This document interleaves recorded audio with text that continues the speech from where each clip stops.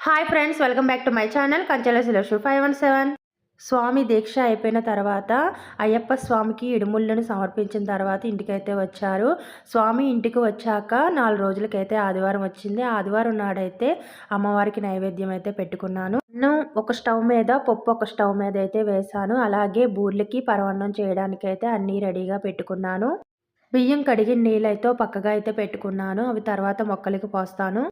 అమ్మవారి గుడికి పట్టుకెళ్ళడానికైతే అన్ని టేబుల్ మీద అయితే పెట్టుకున్నాను. అలాగే ఇంటికాడ పూజ చేయడానికైతే పూజా సామాగ్రిని శుభ్రం చేసి ఉంచుకున్నాను.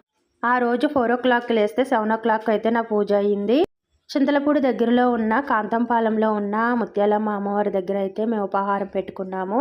ఉపహారం పెట్టుకుని అయితే కోడినైతే కోసుకున్నాము. ఇలా 2 ప్లేట్లు ఉపాహారం అయితే పెట్టుకున్నాను. అన్నం మరియు ఉత్తిబూర్లు, పూర్ణం బూర్లు, ముద్దపప్పు, అలాగే బెల్లం ముక్క, పరమన్నంలో నెయ్యి వేసుకు వెళ్ళాను. Hi friends,